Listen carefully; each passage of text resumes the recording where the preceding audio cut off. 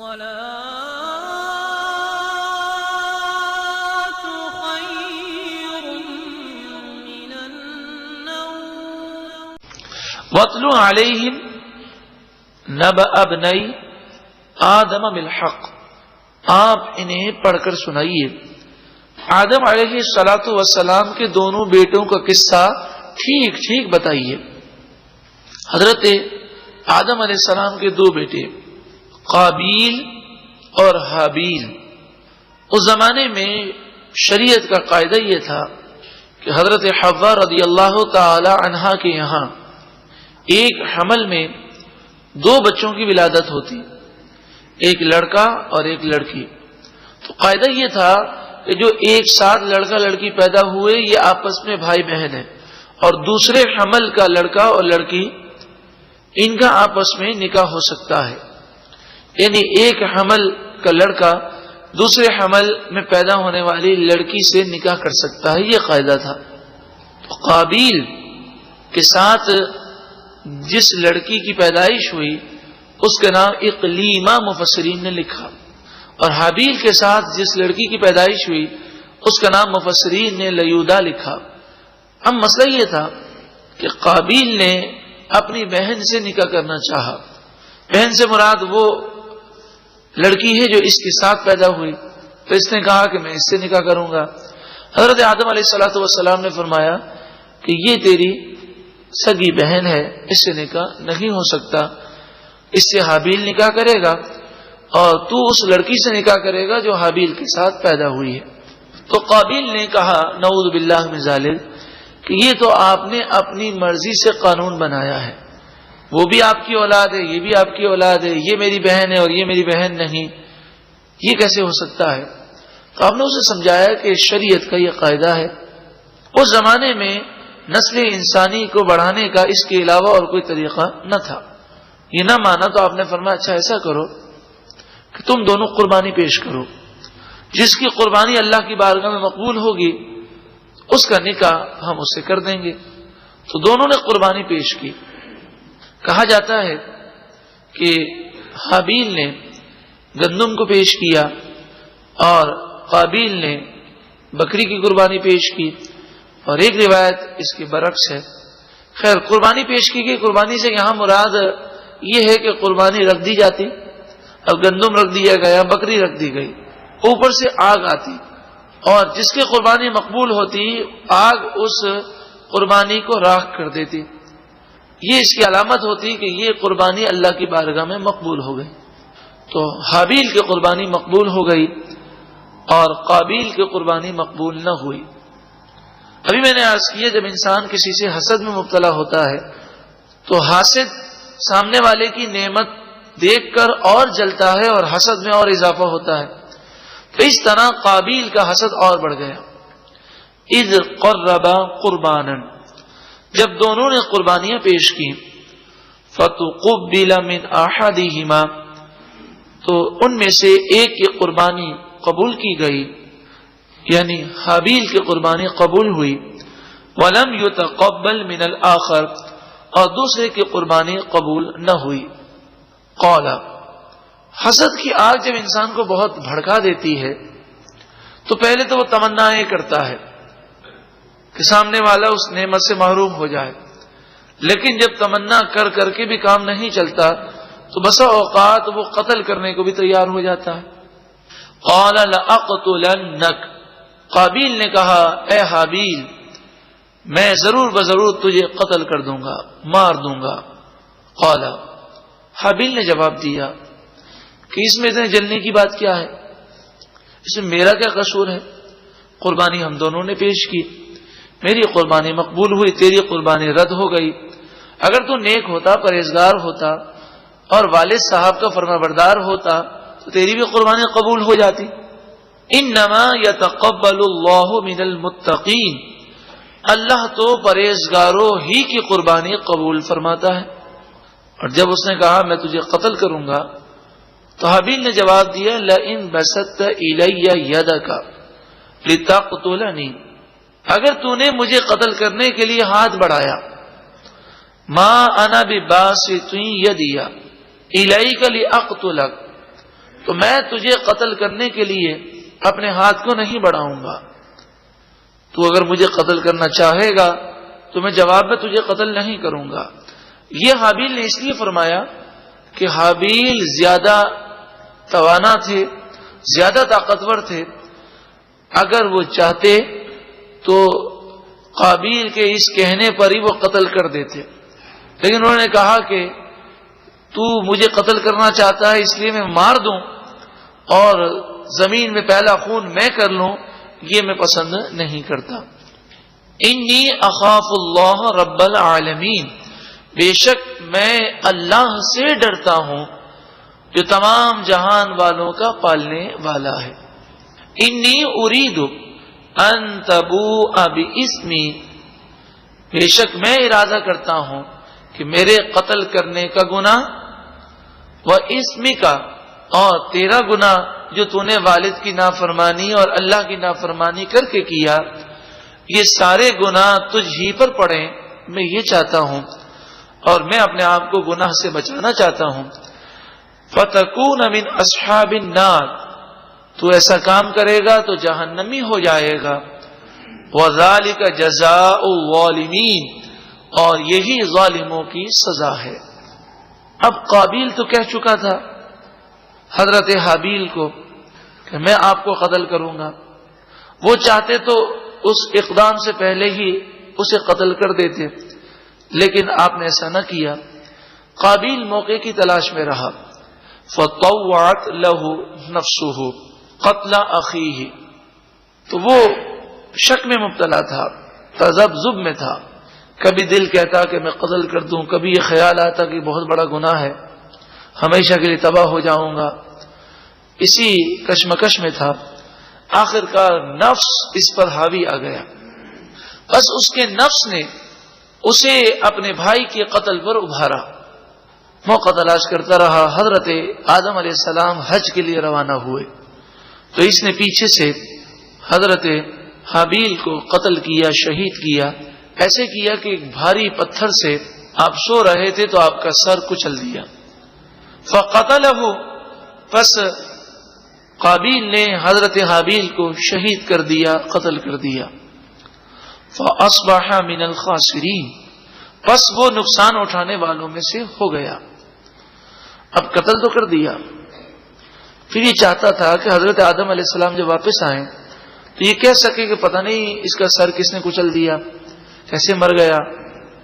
لیکن پھر خیال آیا یہ کہنے سے بھی کام نہیں چلے گا, تو یہ سوچ کر اس نے یہ سوچا کہ میں حضرت حابیل کی لاش کو کہیں چھپا دوں اور ایسی جگہ چھپا دوں کہ آدم علیہ الصلوۃ والسلام کو وہ لاش نہ ملے, اور میں یہ کہہ دوں گا کہ پتہ نہیں کہاں چلا گیا. اب لاش کیسے چھپائے؟ کبھی درخت کے نیچے رکھتا, کبھی پہاڑ کے پیچھے رکھتا, کبھی غار میں رکھتا, تو ہر دفعہ یہی خیال آتا کہ آدم علیہ الصلوۃ والسلام تو جان لیں گے.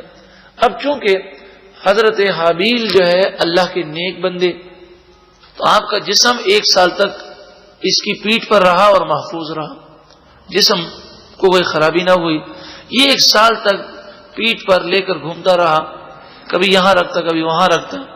فبعث اللہ غرابا, اب چونکہ یہ پہلا قتل تھا, اب یہ بظاہر بات تو بہت آسان سی ہے کہ گڑھا کھود کر اس لاش کو ڈال دیا جائے, لیکن آپ جانتے ہیں آسان سی بات بھی کوئی آدمی نے نہ دیکھی ہو تو بسا اوقات ذہن کام نہیں کرتا, اور ویسے بھی انسان جب گناہ کرتا ہے تو اس کی عقل ختم ہو جاتی ہے. فبعث اللہ غرابا, پس اللہ نے غراب کو, کوے کو بھیجا. یبحث فی الارض, کوا زمین کو کریدنے لگا. اور معاملہ اس طرح ہے کہ 2 کووں کی لڑائی ہوئی, ایک کوے نے دوسرے کوے کو مار دیا, پہلے زخمی کیا پھر وہ مر گیا. پھر اس نے گڑھے کو کھودا اور اپنی چونچ سے گڑھے کو کھودنے کے بعد اس کوے کو گڑھے میں ڈال کر اس کے اوپر مٹی ڈال دی. لیریہ, یہ کوا اللہ نے اس لیے بھیجا تاکہ یہ کوا قابیل کو دکھائے کیف یواری سوءۃ اخیہ, کیسے وہ اپنے بھائی کی لاش کو چھپائے. قال, جب اس نے یہ منظر دیکھا تو کہا رہے یہ تو اتنا آسان کام تھا, میں بلا وجہ 1 سال تک خوار پھرتا رہا. یا ویلتا، ہائے افسوس، اعجزت ان اکون مثل هذا الغراب فاواری سوءة اخی. میں تو اس کوے سے بھی عاجز اور نادان ہوں کہ اپنے بھائی کی لاش کیسے چھپاؤں مجھے معلوم ہی نہ تھا. فاصبح من النادمین، پس وہ شرمندہ ہو گیا. یہ شرمندگی قتل پہ نہ تھی بلکہ قتل کے بعد اس مشقت اٹھانے پر تھی. پھر قابیل کے پاس شیطان آیا اور شیطان نے کہا دیکھو حضرت حابیل کی قربانی کو آگ نے اس لیے اٹھا لیا تھا کہ حضرت حابیل آگ کی پوجا کیا کرتے تھے، نعوذ باللہ من ذالک. تو پھر قابیل آگ کی پوجا میں مبتلا ہو گیا اور اس طرح یہ ایمان سے محروم ہو گیا. تو نبی علیہ السلام کی بے ادبی، اللہ کی نافرمانی، حسد اور قتل نے، ان گناہوں نے اسے تباہ کر دیا. لیکن اگر آپ دیکھیں ان تمام گناہوں کی جو جڑ ہے وہ حسد ہے، کہ حسد کی وجہ سے ہی اس نے اللہ کی نافرمانی کی، حسد کی وجہ سے آدم علیہ السلام کی توہین کی، حسد کی وجہ سے قتل کیا، اور پھر اسی حسد نے اسے اتنا دین سے دور کر دیا کہ یہ آگ کا پجاری بن گیا. تو حسد ام الامراض ہے، بے شمار برائیوں کی جڑ ہے. اللہ تعالی ہمارے سینوں کو مسلمانوں کے حسد سے محفوظ فرمائے اور سینوں کو پاک فرما دے. من اجل ذالک، اسی وجہ سے کتبنا علی بنی اسرائیل، ہم نے بنی اسرائیل پر فرض کیا، انہ من قتل نفسا بغیر نفس، کہ جو کوئی کسی جان کو ناجائز قتل کرے، او فساد فی الارض، ایک ایسے شخص کو قتل کرے جس نے زمین میں فساد بھی نہیں کیا، فکأنما قتل الناس جمیعا، پس گویا کہ اس نے ساری انسانیت کو قتل کیا. ومن احیاہا، اور جس نے کسی جان کو زندہ کر دیا یعنی بچا لیا، فکأنما احیا الناس جمیعا، گویا کہ اس نے تمام انسانوں کو زندہ کر دیا.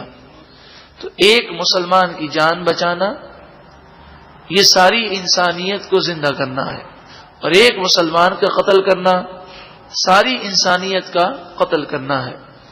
یہاں تک قتل اتنا بڑا جرم ہے کہ اگر ایک مسلمان کے قتل میں ساری دنیا شامل ہو جائے اور وہ ناجائز قتل ہو، حدیث پاک میں فرمایا اللہ تعالی تمام انسانوں کو جو اس قتل میں شامل ہوں گے، اس پر راضی ہوں گے، اس پر خوش ہوں گے، اس کی ترغیب دینے والے ہوں گے، سب کو اللہ تعالی جہنم میں داخل فرمائے گا. آگے ارشاد فرمایا وَلَقَدْ جَاءَتْهُمْ رُسُلُنَا بِالْبَيِّنَاتِ، اور بے شک ان کے پاس ہمارے رسول روشن نشانیاں لے کر آئے. ثم، پھر ان كثيرا منهم بعد ذلك في الارض لمسرفون، پھر بہت سارے لوگ اس کے بعد زمین میں ظلم کرنے والے ہیں، گناہ کرنے والے ہیں. ان ظلم کرنے والوں اور گناہ کرنے والوں میں ڈاکو بھی ہیں اور اسلامی گورنمنٹ کے باغی بھی ہیں، جن کا مقصد ملک کو کمزور کرنا ہے. ایسے سازش کرنے والے باغیوں اور ڈاکوؤں کو کیا سزا دینی چاہیے؟ قرآن مجید فرقان حمید ارشاد فرماتا ہے انما جزاء الذین یحاربون اللہ ورسولہ، وہ لوگ جو اللہ اور اس کے رسول سے جنگ کرتے ہیں، بغاوت کرتے ہیں، وَيَسْعَوْنَ فِي الْأَرْضِ فَسَادًا، اور زمین میں فساد کرتے ہوئے پھرتے ہیں، ڈاکہ زنی کرتے ہیں، أَن يُقَتَّلُوا، انہیں قتل کیا جائے، او يُصَلَّبُوا، یا انہیں سولی پہ چڑھایا جائے، پھانسی دی جائے، او تقطع ایدیہم وارجلہم من خلاف، یا ان کے ہاتھ اور ان کے پاؤں مخالف سمتوں میں کاٹ دیے جائیں، سیدھا ہاتھ اور الٹا پاؤں. او ينفوا من الارض، یا انہیں زمین سے دور بھگا دیا جائے، ملک بدر کر دیا جائے۔ ڈاکو کی مختلف اقسام ہیں۔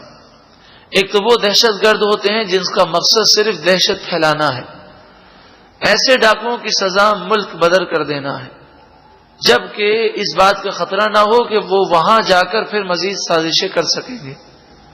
ایسے ڈاکو کہ جو دہشت بھی پھیلاتے ہیں اور لوگوں کا مال بھی لوٹ لیتے ہیں اسلحہ دکھا کر، مگر کسی کو قتل نہیں کرتے، تو ایسے ڈاکو پکڑے جائیں تو ان کا سیدھا ہاتھ کاٹ دیا جائے اور الٹا پاؤں کاٹ دیا جائے۔ اور جو ڈاکو دہشت بھی پھیلاتے ہیں، مال بھی لوٹتے ہیں، انسانوں کو مار بھی دیتے ہیں، وہ جب پکڑے جائیں تو انہیں قتل کر دیا جائے اور 3 دن تک ان کی لاش سولی پر چڑھا کر لوگوں کے لیے عبرت کا نمونہ بنا دی جائے۔ ذالک لہم خزی فی الدنیا، یہ دنیا میں ان کے لیے رسوائی ہے۔ وَلَهُمْ فِي الْآخِرَةِ عَذَابٌ عَظِيمٌ، اور آخرت میں ان کے لیے بڑا عذاب ہے۔ إِلَّا الَّذِينَ تَابُوا مِن قَبْلِ أَن تَقْدِرُوا عَلَيْهِمْ، مگر وہ لوگ کہ جو گرفتار ہونے سے پہلے توبہ کر لیں اور نیک بن جائیں اور حقوق العباد کی معافی تلافی کر لیں تو پھر ان کے لیے یہ سزائیں نہیں ہوں گی۔ فَاعْلَمُوا، پس خوب جان لو، ان اللہ غفور الرحیم، بے شک اللہ بخشنے والا مہربان ہے۔ لیکن ڈاکو توبہ کر لے پھر بھی یہ ضرور دیکھا جائے گا کہ اس نے کسی کا قتل تو نہیں کیا۔ اگر توبہ کرنے کے بعد بھی یہ معلوم ہو کہ پہلے اس نے کسی کا قتل کیا تھا، تو اب اگر اس مقتول کے ورثاء قصاص کا مطالبہ کریں گے تو ڈاکو کو قصاص میں قتل کر دیا جائے گا، خون کا بدلہ خون ہے۔ اسی طرح جس ڈاکو نے توبہ کر لی اس پر لازم ہوگا کہ جن لوگوں کے مال اس نے غصب کیے ہیں ان لوگوں کو وہ مال واپس کرے۔